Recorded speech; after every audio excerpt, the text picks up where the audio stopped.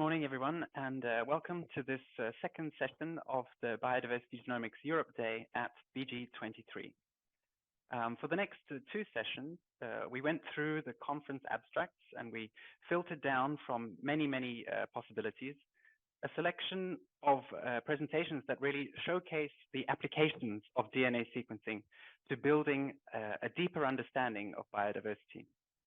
And in this first of these two application-focused sessions, we're really focusing on the use of complete genomes in biodiversity research with a real taxonomic smorgasbord, if you like, including butterflies presented by Kai Lucek from the University of Neuchátel. Then Jakob Hoglund from Uppsala University will introduce us to the green toad. Then information about the Eurasian otters presented by Sarah Duplessis from Cardiff University. Then Tavares will tell us about octocoral population genomics. And then we'll learn about hymenopteran range shifts from Will Nash.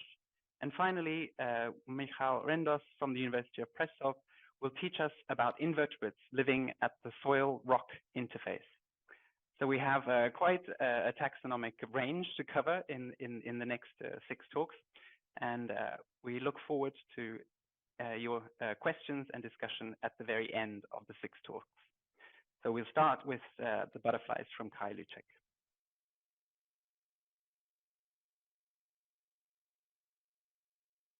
So hi there, my name is Kai Lucek. I'm the head of the Biodiversity Genomics Lab at the University of Neuchâtel in Switzerland.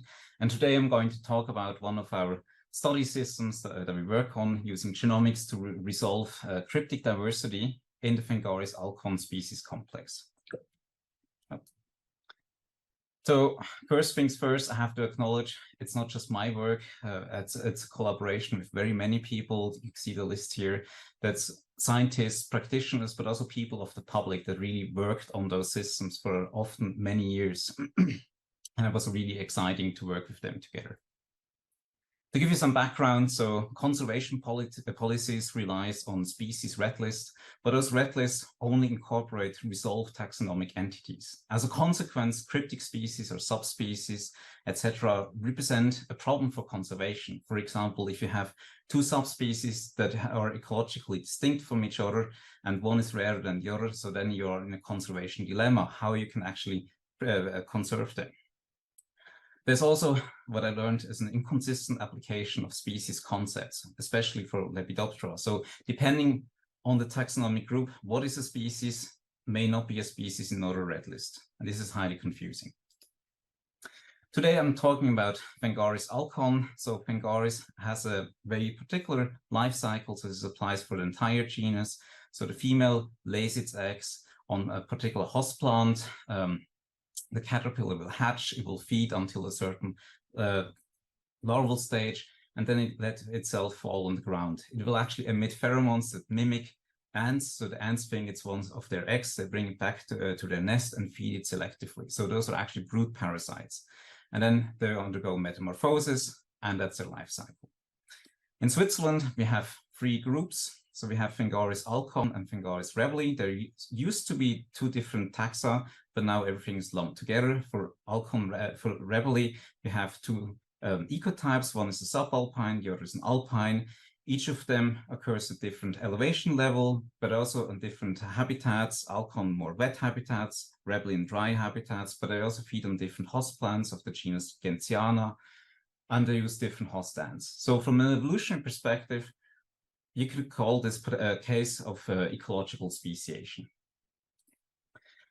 And indeed, there's a very long debate about the taxonomic status of PHENGARIS rebelli, which was originally described from the high Alps. But since then, people described rebelli across Europe, usually from low elevation habitats. And this led to studies like this that concluded that rebelli is a fabricated ghost species. So the current status is that despite being ecologically distinct, ALCON and rebelli are actually lumped together. Nevertheless, forum studies had a very limited genomic resolution, so relying primarily on barcode sequencing or a few genetic markers, at best rat sequencing. So we wanted to change that for Switzerland. So for this, we assembled a genome using a single caterpillar. So we used PacBio SQL low input protocol, and this actually gave us an assembly with just a few hundred contigs, so this was perfect for us.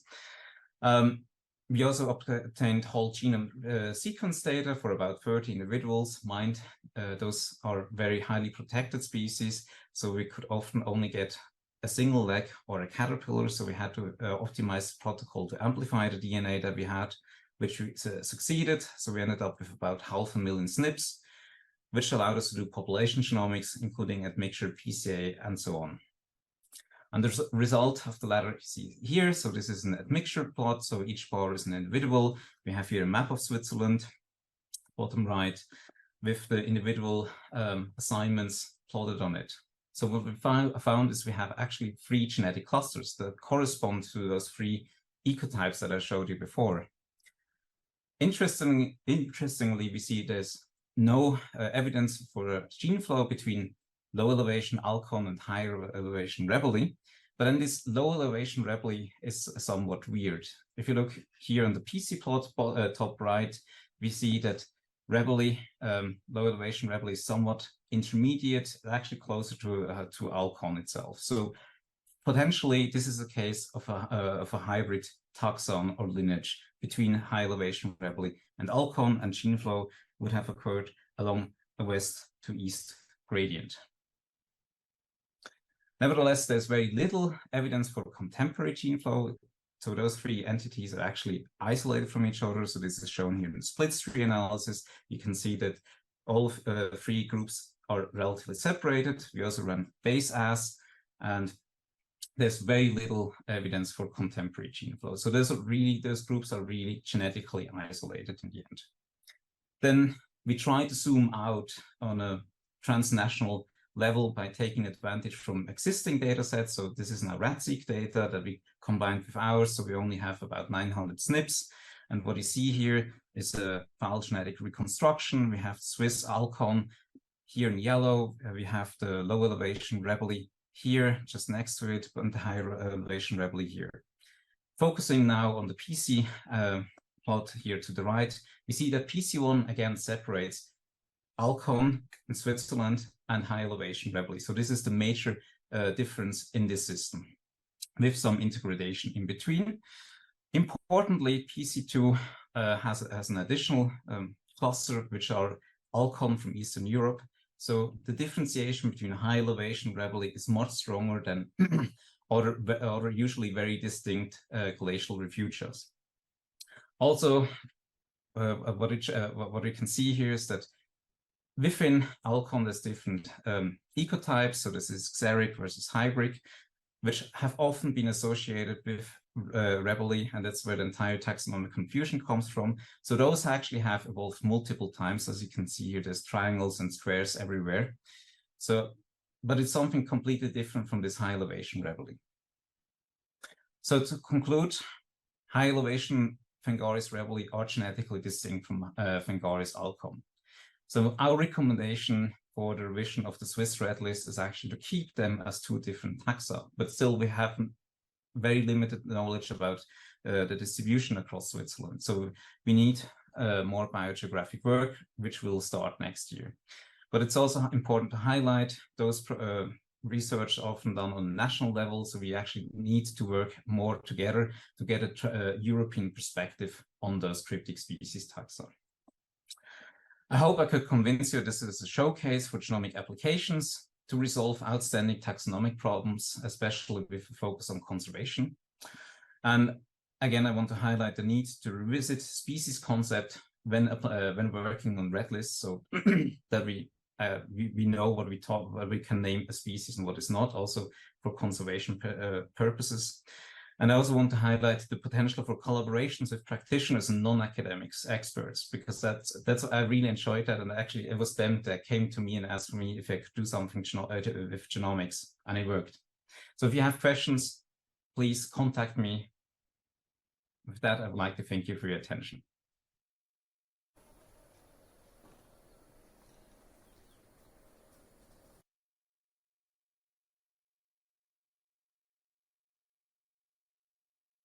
Hello, my name is Jakob Hoglund.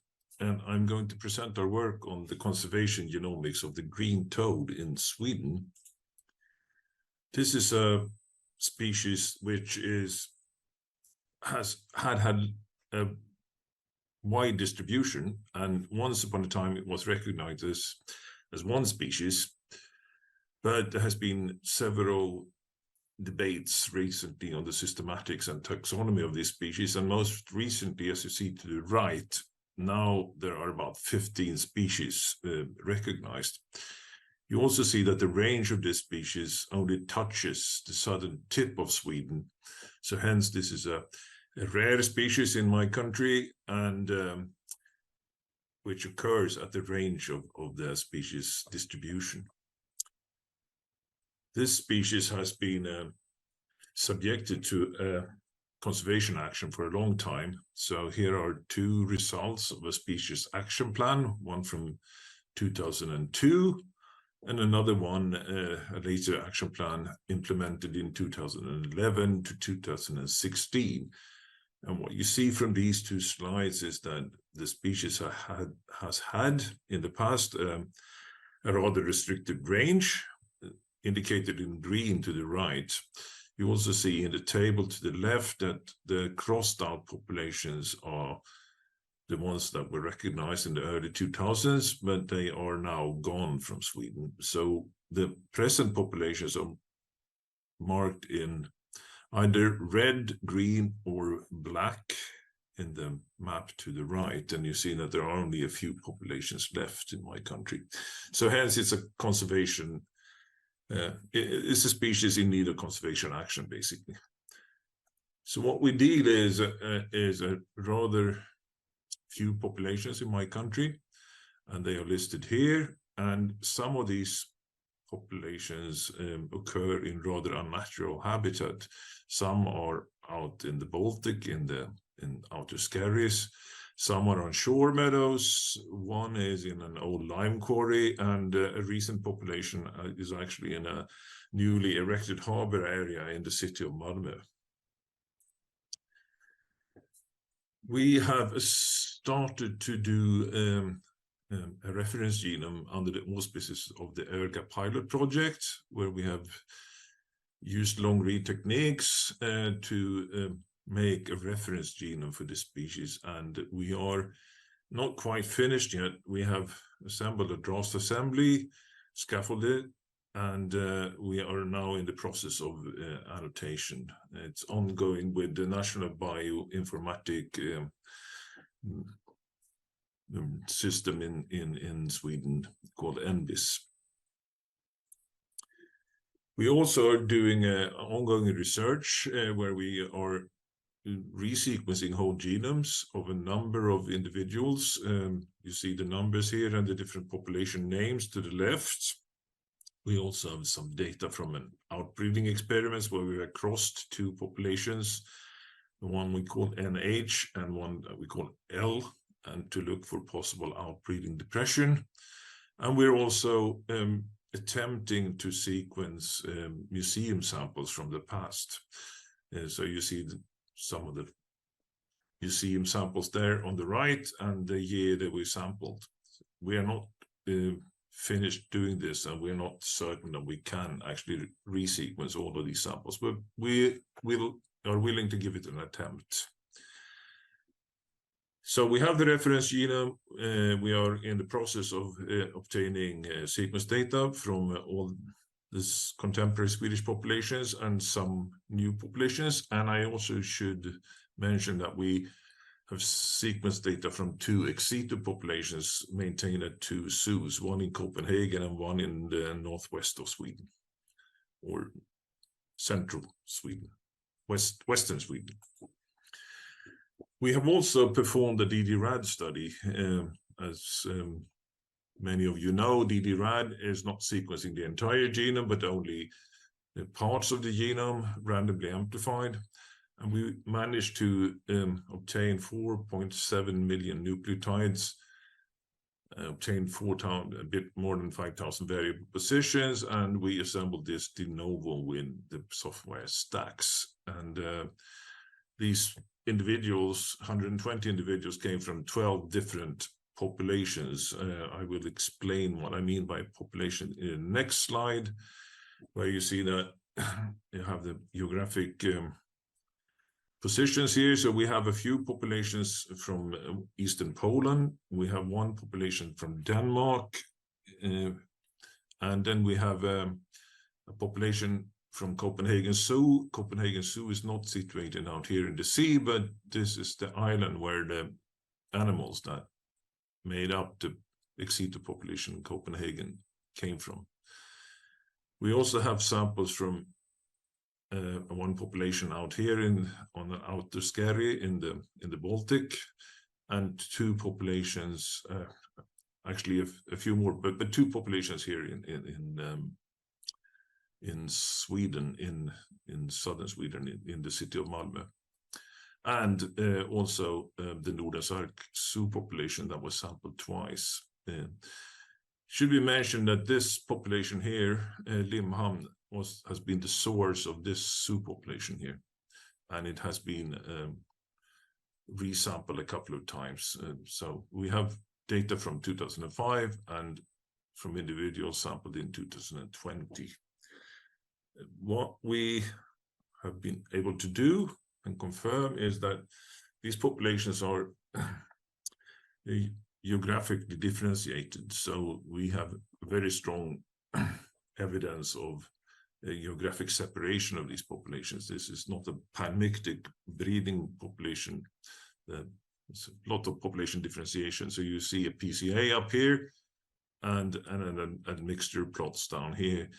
I will focus on the central one in the next one, where you see that the populations are clearly differentiated, except for the ones in the zoo that are very similar to the source population. And this was sampled twice, as I told you before. So the zoo population and the Limhamn population they are genetically similar. There's one exception, and this is this new established population in the north of the harbor in Malmö city, which seems to be of a mixed origin for reasons unknown. But we have our suspicions why that might be, but not. I won't go further into that issue. So clear population structure, except for this this exception here, this population. What more is that we have been able to estimate diversity in these populations, and we have used different metrics to look at genetic diversity. And not surprisingly, the continental population in Poland, and the two ones that you see almost at the bottom, they have a higher genetic diversity as compared to the populations that we find in Sweden. So that's one result. We have also briefly looked at inbreeding in the different populations, and what we see here is that some populations show high relatedness, and these are sort of the more inbred populations, and some populations there is a lot of variation in inbreeding levels, but also that the zoo population or the zookeepers at Nordens Ark Zoo in Sweden have been able to keep the population at almost well, they have kept the inbreeding levels at bay, basically. So just a few examples of what we can do with the genomic data. We can look at population differentiation, we can look at genetic diversity estimates, and we can look at inbreeding. And these are all issues that are of interest to local governments and the authorities that are doing the conservation work. So what we have found is evidence of strong differentiation of Swedish populations, as would be expected from a species which is fragmented and isolated, where the populations are isolated with low and restricted gene flow. We also showed that Scandinavian toads are less diverse than Polish, and that there is a large variation in inbreeding levels. and especially the small and populations with low numbers of breeding individuals show high inbreeding levels. I conclude that genomic data can aid in practical conservation and, for example, answering questions on which populations can be admixed, which have the lowest diversity and which are most inbred. And like I said, this is done in collaboration and also partly financed by the local governments and the Swedish Environmental Protection Board. So our results are used in deciding on how to preserve this species and keep it for longer so it won't go extinct in my country. Thank you for listening.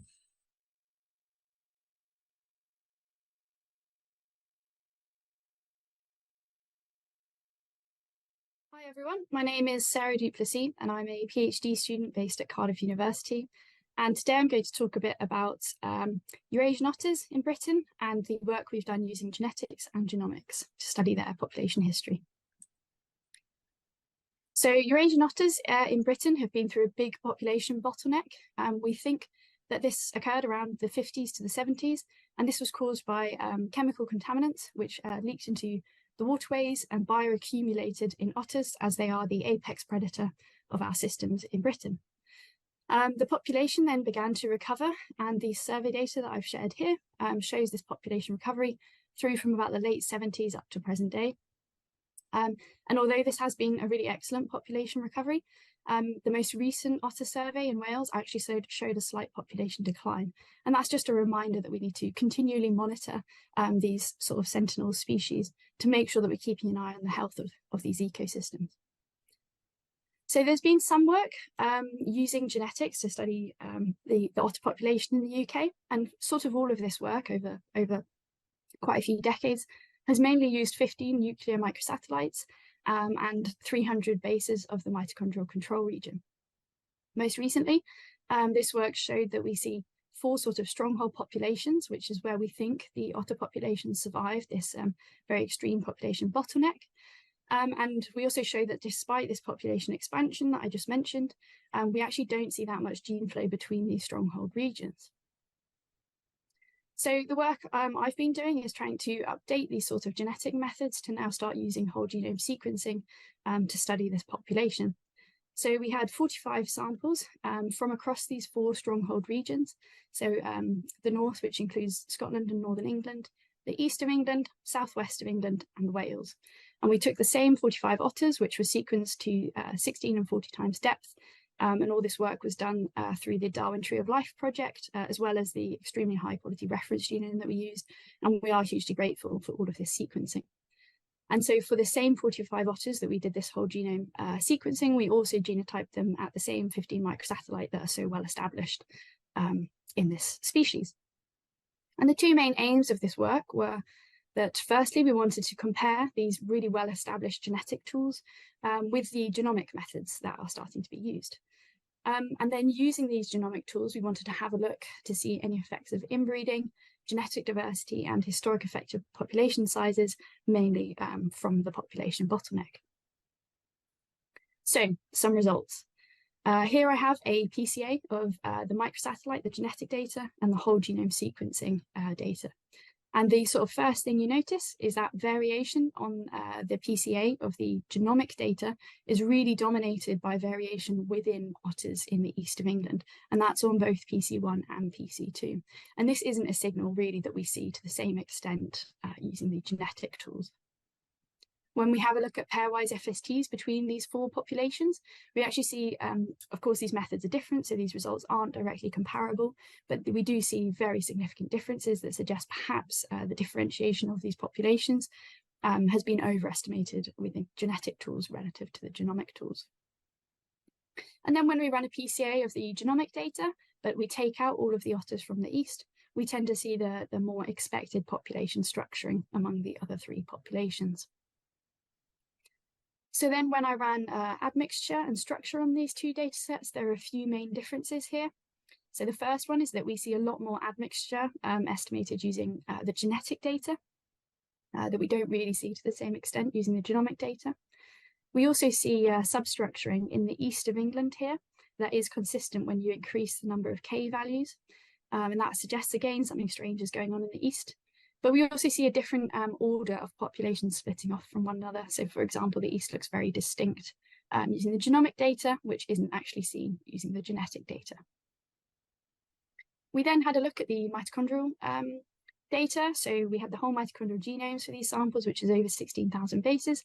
And as you can see with this TCS network on the left, we identified two very divergent lineages. This branch here is actually over 100 mutations. And some other work that we did to date the divergence of these two lineages suggested that they're at least 80,000 years diverged from one another. When we have a look at these same samples using the previously very established control region, and this is 300 bases, we see 5 haplotypes split by 3 segregating sites, and there's just no way you would have expected, there's no way you can detect these two divergent lineages just using the control region. So hopefully the work I've shown you so far has really supported this idea that we should be trying to move towards genomic tools where at all possible, and that there are going to be differences between genetics and genomics as these tools are more widely used. But back to the strange results that we saw in the East. So when we have a look at genetic diversity, for example, nucleotide diversity on the left and the number of private SNPs, these are significantly higher in the East. And notably, the private SNPs identify a lot of unique variation in the East that we don't see in other populations. And then we used GON to have a look at the recent effective population size. The area highlighted in red here is the region when the time that we think the population bottleneck occurred, so between the 50s and the 70s, and notably both the southwest of England in blue and the east of England in red show very clear population declines and recoveries around those timings, which is very interesting. When we have a look at the timing using the GON plots that overlap with data that we have survey data for, so this is the percentage of presence of otters in each of these regions, we actually see a reasonable amount of sort of similarities between these two data. So for example, in the east of England, we see a very low percentage presence and a sharp increase, and this is really mirrored by the effective population size over time as modeled using GON. And then also the population here in Scotland, the survey data in Scotland, sorry, is quite high and quite consistent. And the Scottish otters actually make up a large proportion of the northern region in the genomic data. And similarly, we see a very high and very stable NE over the same time period. So this sort of supports that our GON modelling is actually working reasonably well for this population. So what is going on in the east of England? Well, we started off by thinking, could this be genetic drift because it's been such an extensive population bottleneck? However, we wouldn't expect to see such high diversity and also so much unique variation if all of this variation had come from drift alone. So another option is that this could be from translocations and reintroductions from within the UK, which were used around the 80s to the 90s to try and boost the population and the numbers of otters all across the UK, really. However, if this was the case, we would expect to see this in the admixture results, and we also wouldn't expect all the unique variation. And this leaves us with our last option, that is it possible that there have been reintroductions from outside of the UK?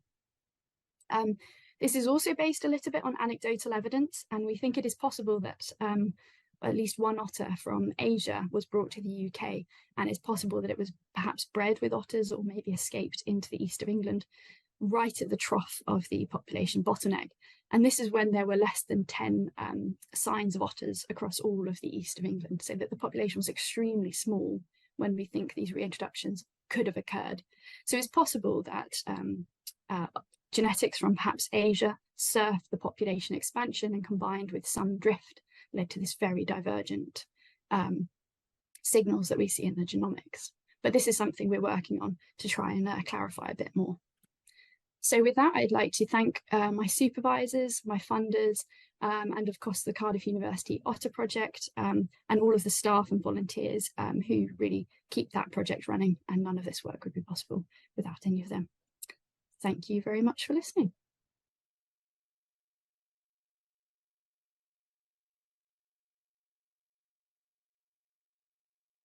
So hello everyone.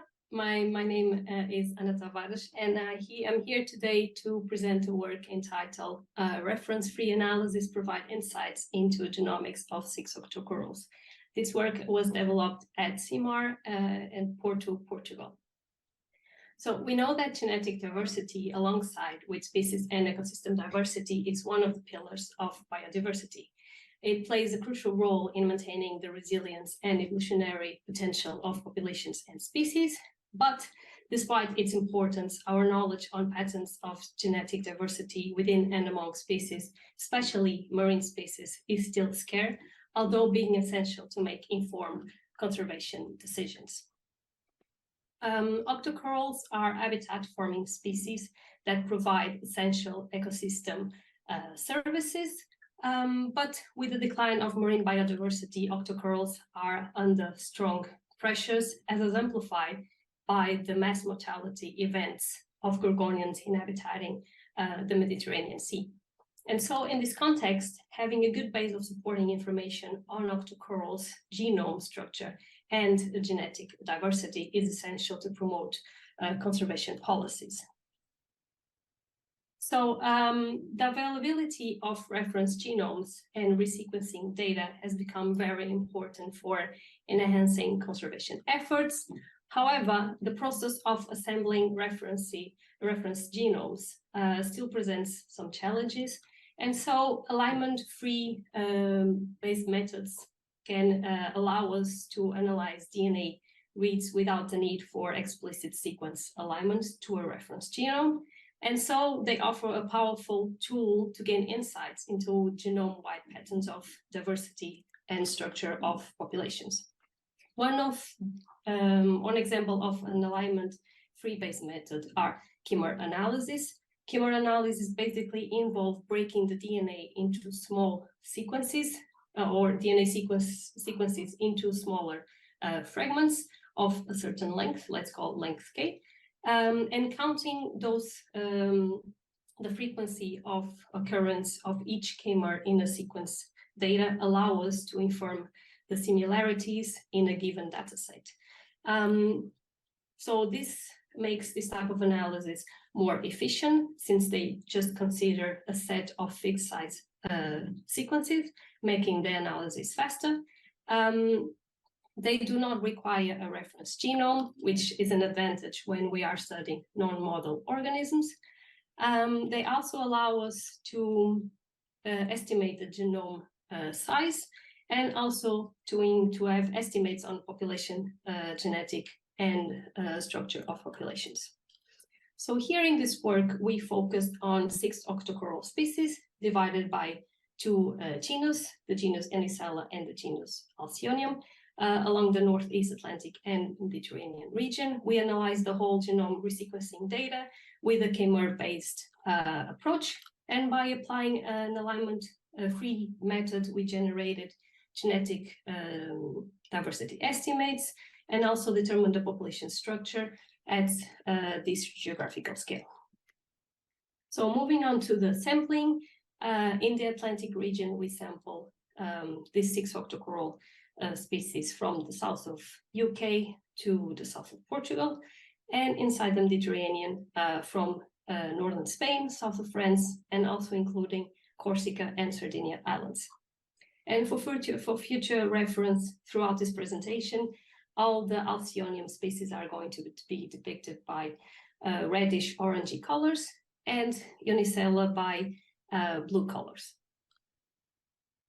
So we proceed with genome sequencing for each species, and with the raw sequencing data, we use the software Jellyfish to compute CIIMAR profiles for each sample. That was followed by using the software GenomeScope, where we obtained the genetic diversity estimates. After this, we access the genetic similarity between samples that was determined using the software KWIP, that basically implements an alignment and assembly-free method that measures the genetic dissimilarity between samples, allowing us to have a pairwise distant matrix that was used to perform principal component analysis and a hierarchical cluster analysis with bootstrap resampling. So moving on to our main results, Here we have two graphics that represent the percentage of heterozygosity. And so we found that Unicella species have a higher genetic diversity when compared to the other genus Alcyonium, as we can see here in the first plot and also here in the second one. But the Alcyonium species had a more defined structure of genetic diversity according to the geographic location, as you can see here in the first plot, where the most higher genetic indices were found in the Mediterranean area. So moving on to the PCA results, here we have a PCA that encompasses all the 6 species for both genus. And so basically this plot is showing us a clear separation between species of different genus, as we see here determined by PC1. So moving on to both PCAs of each genus, starting with Alcyonium here, there's a clear, that shows us a clear separation between 3 species of this genus, whereas for Unicella, PC1 show us differentiation between Unicella glucosa and the other 2, but PC2 basically shows us a more closer proximity between species of Unicella singularis and Unicella cavallini. This same result was depicted by the hierarchical cluster analysis with bootstrap resampling that we obtained with the software KWIP. As we can see here, and also in the previous PCA, we obtained fuzzy species boundaries between Unicella cavallini and Unicella singularis. But on the opposite side, we obtain a strong genetic differentiation among Atlantic versus Mediterranean populations of Alcyonium coralloides, as we can see here represented in the plot. So wrapping all up, this study show us the utility of CIIMAR analysis in the context of population genomics, highlighting that CIIMAR analysis can be a powerful tool for unrevealing genetic similarity patterns or in genetic diversity patterns, not only in a single species, but also across different species. And the application of alignment-free methods provides us a more straightforward and efficient way to access crucial population genomic parameters that can be used for conservation measures. And I would like to finish this presentation by acknowledging everyone who was involved in the study, with a special thanks to Dr. Jean-Baptiste Ledon and to every research center that was involved in the study, and of course to everyone here today that is watching this presentation. Thank you very much.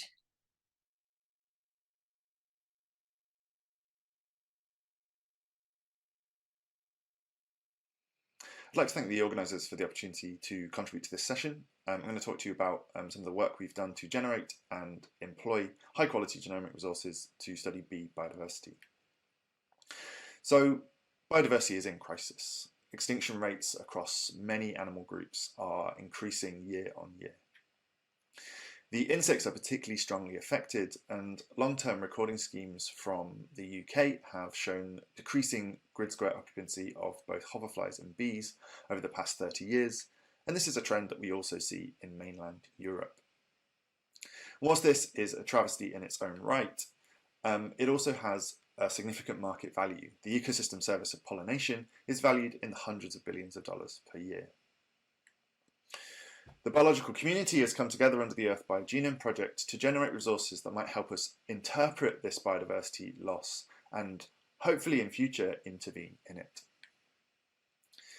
We've been working as part of the European Reference Genome Atlas pilot project, which is a new model of generating high quality reference genomes in a decentralized way across the European continent.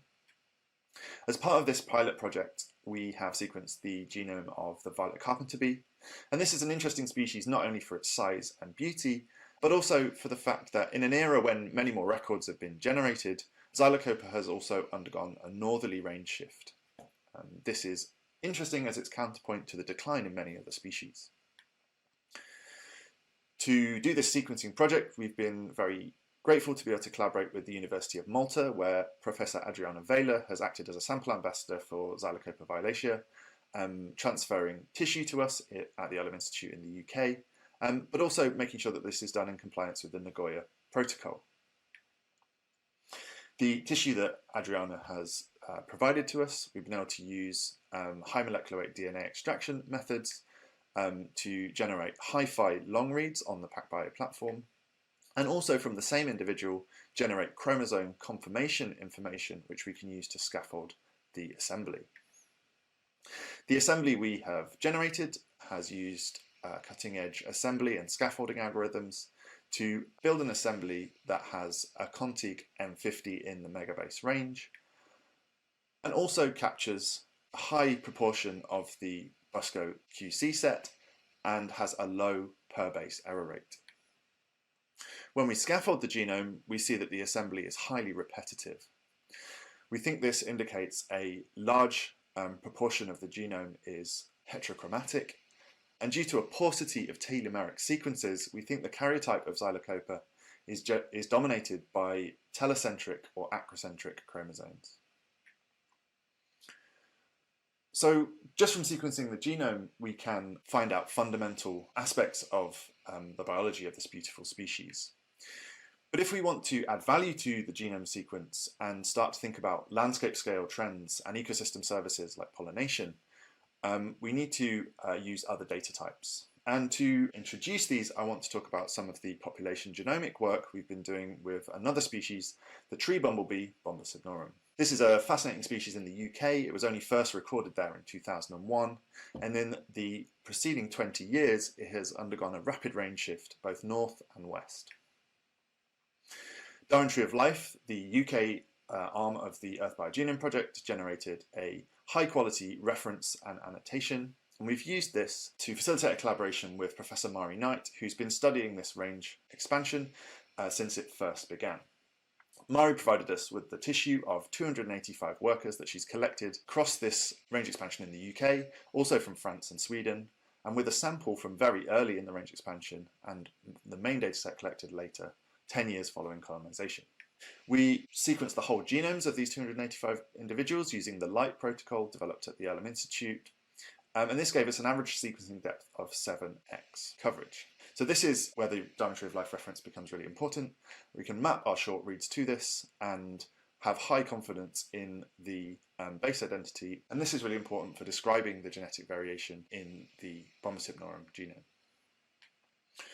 So we can use this picture of the genetic variation of the Bombus hypnorum European population to ask questions about the genetic structure of the Bombus hypnorum population, whether the range expansion was formed via a bottleneck, did it have a single origin, and has the range expansion led to any differentiation or adaptation between populations. So our first finding is that there's clear structure, and the genetic variants we use to describe the populations clearly cluster in line with geography. And when we cluster these single nucleotide variants further into what we call haplotypes, we see that Europe and the UK are clearly separated. And more interestingly, the red and green haplotypes in this lower figure show that there might be population structure within the UK as well. Because of the high quality of the Darwin Tree of Life reference, we can use analysis to look at larger motifs in the genome. One that we've looked at are runs of homozygosity. So these are large regions which don't have genetic variation between the two copies of the chromosome in a diploid genome. These are generally small and rare in large anadmix populations, but when populations inbreed or are bottlenecked, they become larger and more common. So in the UK Bombus hypnorum population, which we're comparing with the French population where it came from, early in the range expansion we see a similar number of runs of homozygosity, but later in the range expansion we see a huge bloom in the number and size of runs of homozygosity, and we think this is evidence that as this range expansion has proceeded, the range edge has forced the effective population size down, causing homozygosity to be locked into the genome and potentially having serious consequences for the adaptive potential of this population in the future. So the findings we have generated on Bomb Sigma would not be possible without the Directory of Life reference and the generation of short read data on top of it. We can use this data to show that the UK population has become genetically distinct from Europe after only 10 years. This population was probably formed without a bottleneck. However, low effective population size is affecting the genetic health of this population. Genomes, like those generated by Darwin Tree of Life and those that will be generated by ERGA, are central to this kind of inference. We've generated one for Xylocopa violacea, and we are currently in the process of annotating. This is a fascinating genome. It seems to be highly repetitive and has an interesting collection of telo or acrocentric chromosomes. There are a huge number of people to thank from this work, from the Earlham Institute, University of Malta, Wellcome Sanger Institute, UEA, University of Gießen, University of Plymouth, the Darwin Tree of Life projects, ERGA, and also BBSRC, who funded this work.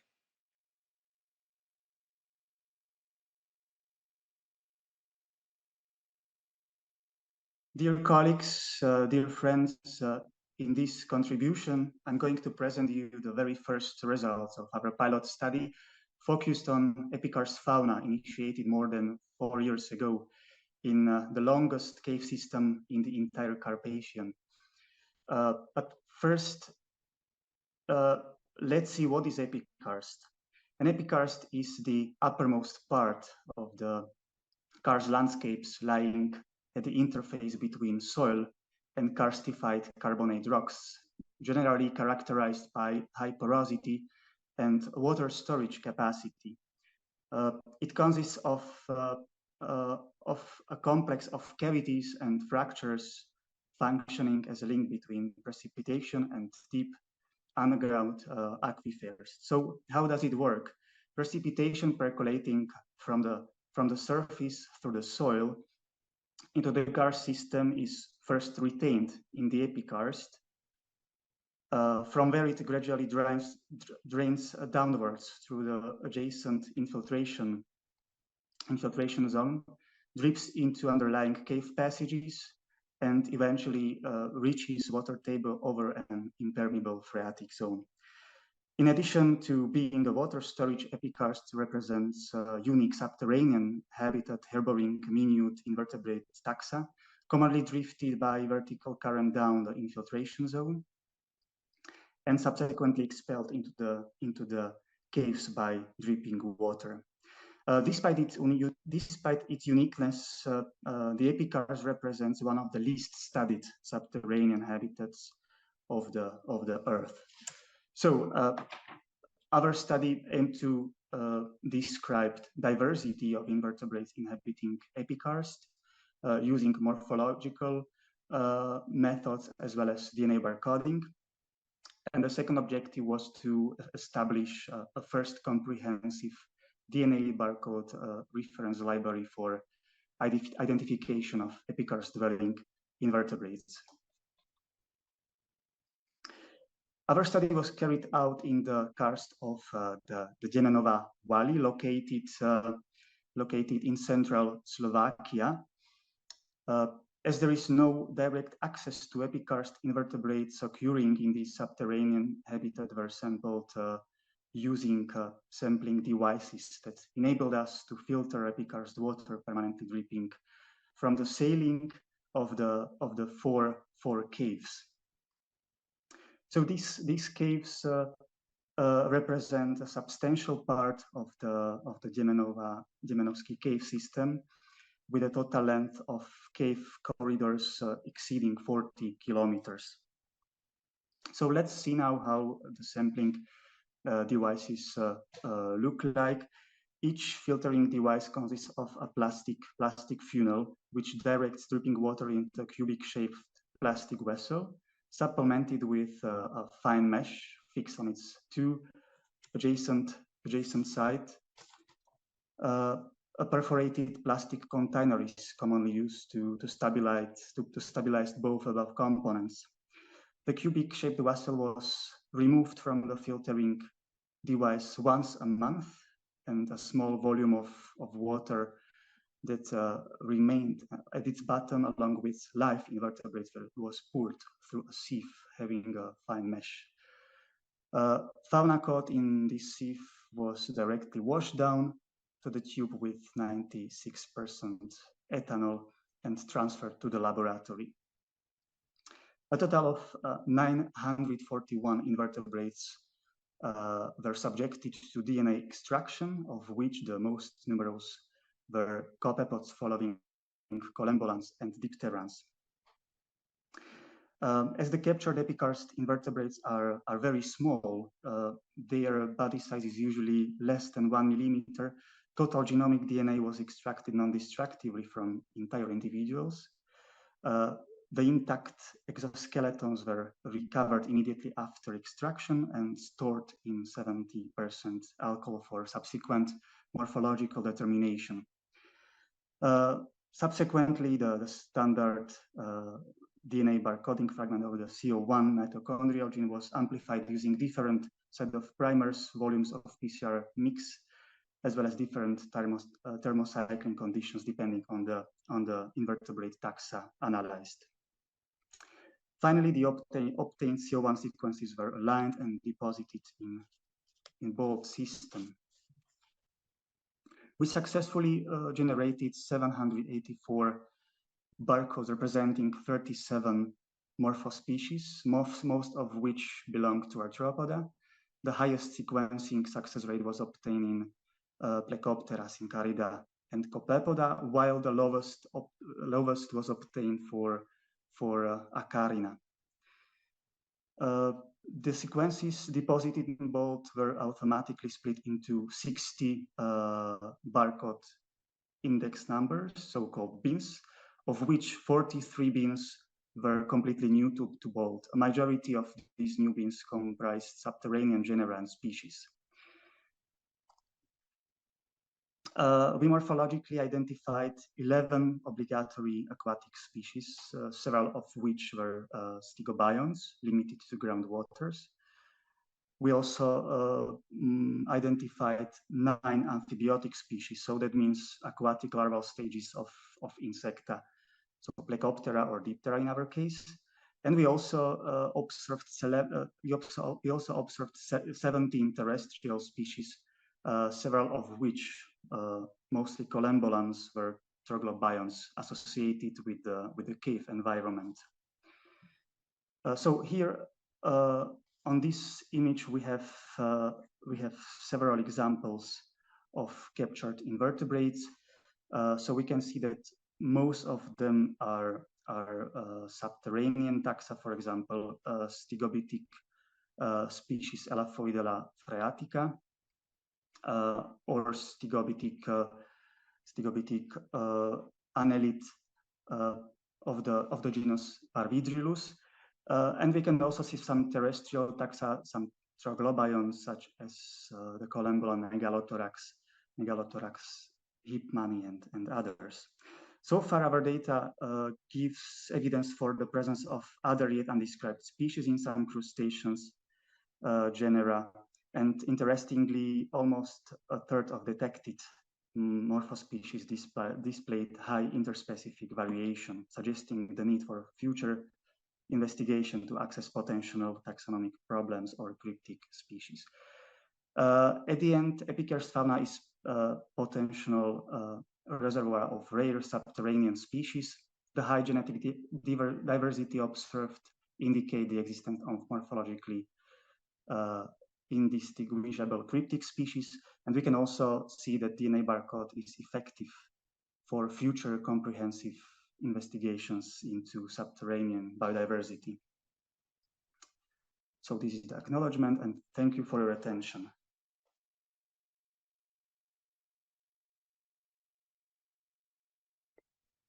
Thank you to all of the speakers for your presentations. We have time now for some Q&A, and I see there's a couple that have come through already on the slider.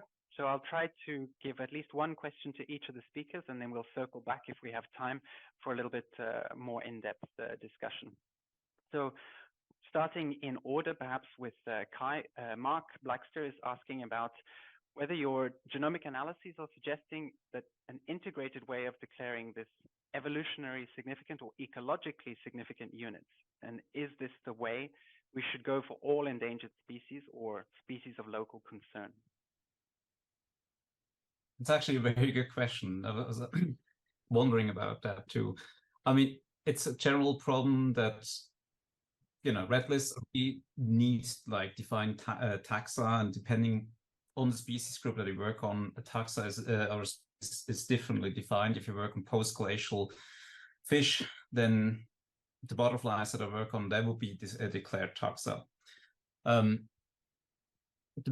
From my perspective, it would be way more helpful for conservation if we could actually use evolutionary significant units as the operator, because then we don't need to describe, you know, everything as a different species, and plus the speciation. Speciation is a process, so you know it can go backwards, can go forwards, can stall. So if we can go this direction of integrating ecology with genomics to actually really go for functional diversity and actually protect functional diversity, that would be much better. Yeah, it's yeah, heading into the philosophical there. Yes. Thanks. Okay, so now next up for Jakob, there was some interest about how your estimates of population inbreeding and heterozygosity are matching or not your estimated standing population sizes. Well, they're not perfectly correlated, of course. It goes back to the fact that effective size, which is basically you may look at the effective size as an estimate of genetic diversity, basically, but there are lots of processes affecting effective size and also affecting genetic diversity at the far end of it. So the smaller the populations, and the more isolated they are, they have lost more genetic diversity, of course, and hence they have lower NE as well. And that's also reflected in estimates of inbreeding. Now, the estimates of inbreeding that we've used with the DD-RAD is rather crude. So we used a metric called relatedness. So relatedness within the populations among the individuals that we have data on. But I saw in a later presentation today where you were using rounds of homozygosity, and that's what we are attempting to use in the future as well, because that gives you a bit more backbone and more, yeah, more accurate estimates of inbreeding. Yeah, and up to now you haven't been able to do that. Yeah, we're in the process of doing that, but not with the DD-RAD data. So you need resequenced whole genomes actually to calculate them. Yeah, back onto the reference, right? Yeah, exactly. And that's what we're going to do in the coming months, I hope. Good. Okay, next up, a question for Sarah from Samuel Abolde. Do you expect the stronger signal that you observed in your whole genome sequencing with respect to microsatellites be caused simply to the larger data set? And if there's any other explanation in terms of where the microsats are located? And just wondering if this is something that's a pattern that we could see in other taxa. Yeah, thank you. That's a really good question. I think there's probably a couple of possible reasons that we see reasonably different results between the two methods. One of them is that the microsatellites were designed for the populations in Scotland and Wales, so they are less likely to be able to detect differences, for example, from a population from Asia, if that is the case. But also the scale of the data is just, it's 14 or 15 multi-allelic sites up to about 9 million SNPs. So the scale of the differences is pretty huge. But yeah, I guess there's lots of sort of possible reasons that this could be. Ascertainment bias is a big one that is quite difficult to quantify. We know the microsatellites are quite distant from each other in the genome, so there's sort of not a huge amount of linkage playing a role there. But yeah. Okay, thanks for that. Then next question for Anna. I guess I can kind of combine the two because it's kind of technical sort of questions here. One about what kind of data were you analyzing? Maybe that wasn't 100% clear. And what effective genome coverage do you get, right, in order to be able to do this non-reference-based quantification or exploration of the data? And then connected to that also, how do you deal with the potential contamination in your sample sets? Hi, good morning. Regarding the data that we use here was raw reads from Illumina sequencing technology. The contamination part, I'm not fully sure if I grasp actually the point of the question here. So from my take of this, it's marine samples that are kind of hard to isolate a single organism. There's going to be other species in the water, the food, kind of the ecosystem is hard to get a pure sample, and therefore, or maybe you can correct us and say it wasn't an issue at all, and it all came out clean. But basically, what you put into the sequencer is probably not a single organism. And so, how do you deal with that when you then have to start doing the comparisons on using your CIIMAR? Well, actually, that part didn't cross me, but the sampling was basically taking a piece of like genetic material of the exact coral or species. So the species were fully identified, etc., by experts, and a piece of corals were extracted, etc. So I don't think there was contamination issues here. If that was the question, people were. I think it's just from people's experience of getting samples in those kind of environments that it's very hard often to get something like that is just one species, one sample from one species. So. Yeah, I can assure that part again, I didn't cross me at all. I only got the data into my hands, but I fully trust whoever did the sampling. They were more than experts on doing that, so I don't think contamination was an issue here. And there was another question about coverage. In this case, actually, I was trying to look at that. I don't have that data, or actually on my personal computer, but also we were sure that the coverage of the data that we used was good enough to proceed with CIIMAR analysis. Again, I don't have that data. I'm sorry, in my personal computer, that's the one I'm using right now. No, thanks for that. Moving on to Will now and the bees. So there were, I think, quite a few questions on the expansion range of the So from Andres Rivera, is the expansion of the pollinator populations in the north also accompanied by a decline in the southernmost populations, or are they just heading north? And kind of related to that, can you just say more about the expansion of the bumblebee? Is it expanding into other areas of its range? So again, really great questions, and thank you for them. With the sort of general question on insect movements, I think the vast diversity of insects provide us with lots of different examples that some are shifting northwards and some are expanding. The scope of our work is really looking at in detail at one northerly range expansion. And bomber signal is a really fascinating case. So a population genetic study of last year showed it to be part of a species complex, which actually spans all the way over to China with several different closely related species or subspecies linking a very large group of different bumblebees. So I think that is one species that has expanded in lots of different directions, and that overall species group shows a lot of differentiation across that like pan-continental range. So there are maybe a species that's expanding in lots of different directions and not necessarily shrinking away from range edges. However, if anyone wants to do work where they span continents with sampling and look for this kind of shift, I'm very interested in doing that kind of thing. Yeah, thanks. I guess you know all the details, but just from those those slides. These are the questions that are coming up, but sometimes what you cannot show on the map are the samples that you haven't got yet, right? So sure. So we have a really exciting project with Murray Knight in Plymouth, who's sampling more of the European range. A student called Sam Hassan. So look out for his work in future, because that might fill in some of the gaps in that Hypnorum story.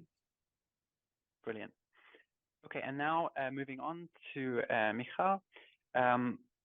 There were some questions about the actual sampling process and the size of the mesh, but also this very kind of, I guess, maybe obvious in hindsight question about the long collection times, meaning that well, half of your sample eats the other half of your sample. And so how do you account for this in your kinds of survey, if you like?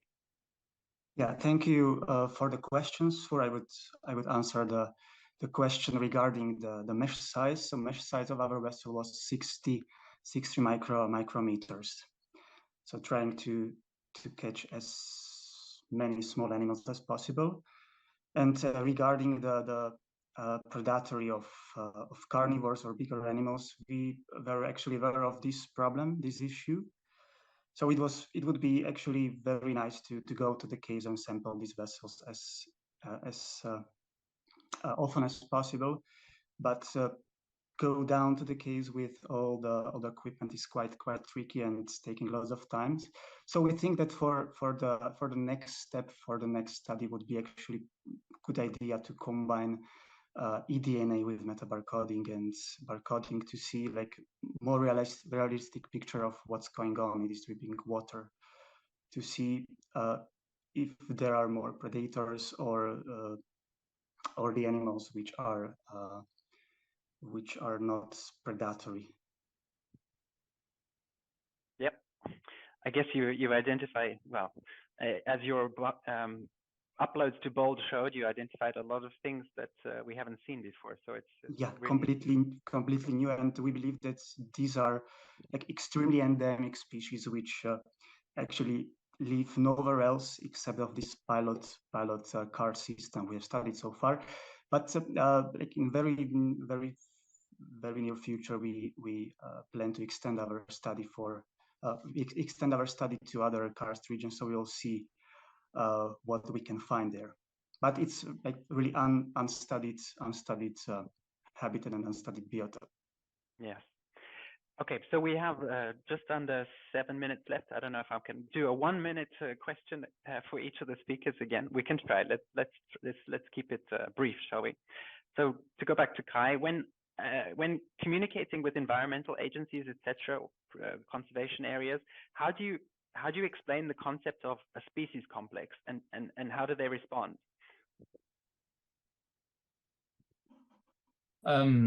It really depends on the person and their age, basically. I mean, you have a newer generation that actually has a broader understanding about genomics and species concepts than like the old generation, which still, I get approached by people that tell me it's like 5% sequence divergence in the barcode equals a different species, which doesn't really fit the most species concept. So it really depends on the person. You have to have multiple definitions, basically. Yes. It's a lot of arguing. Yeah. And then quickly for Jakob, so the mapping of the populations that you were showing reminds me of the discussions about how to measure population health and to really push to include the numbers of populations that are going locally extinct into the measurements of species health.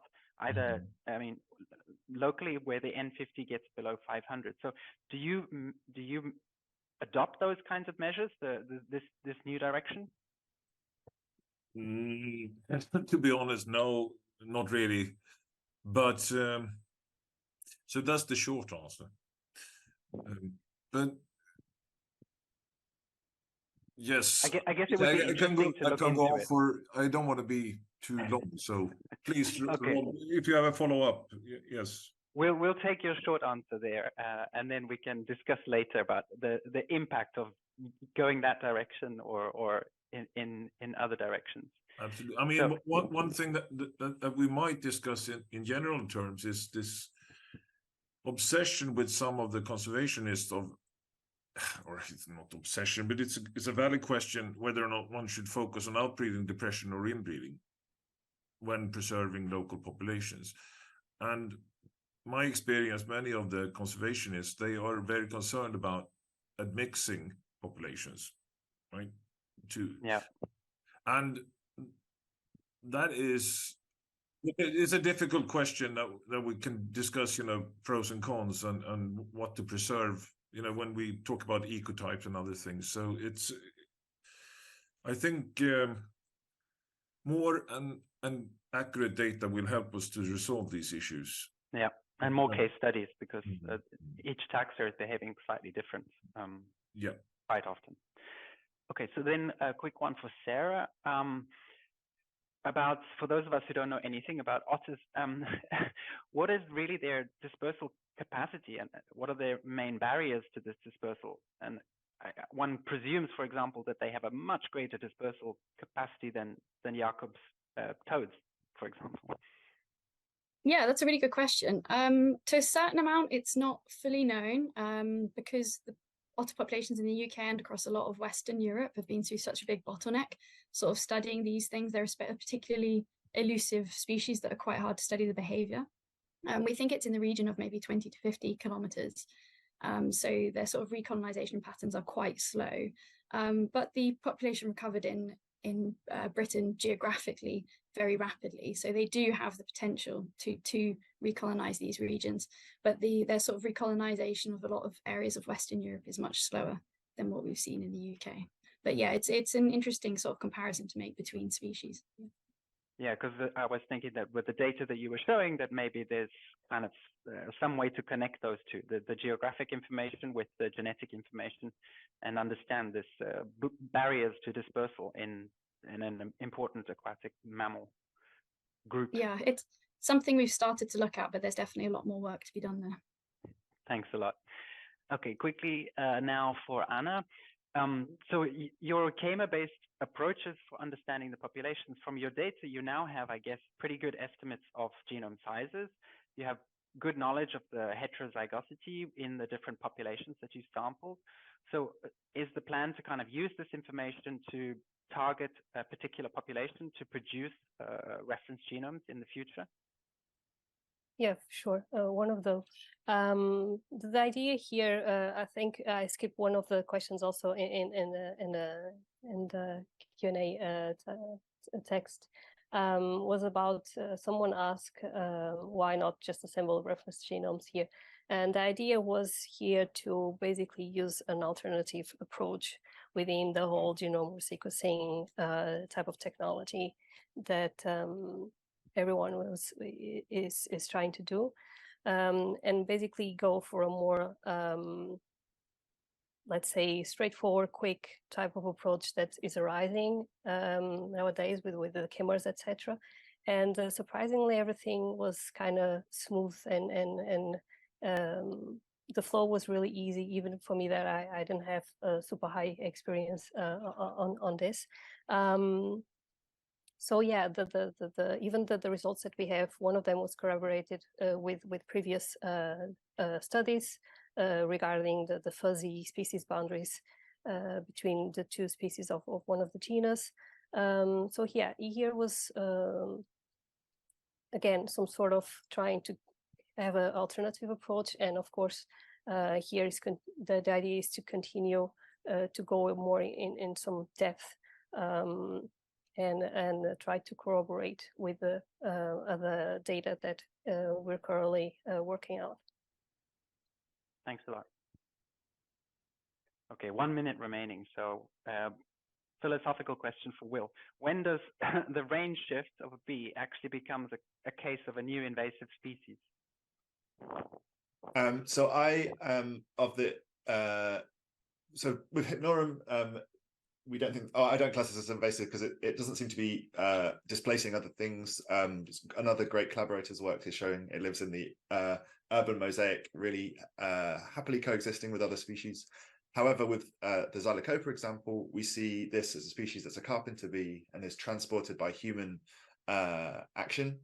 So this could take it out of sync of a natural range shift, potentially dropping it into the middle of a range where it could begin to compete outside of a kind of natural range shift process. So maybe that is the impact of loss of synchronization with availability of resources and therefore impacting on other niches. Yeah, yeah. And I think these tools are helping us get to when that's happening and why it's happening. I think I'm going to have to wrap it up now as the clock is counting down, and just thank once again all of our speakers for presenting today. Hopefully you can answer the remaining questions on the Slido for the people watching online. Thank you to everyone, and have a good lunch break.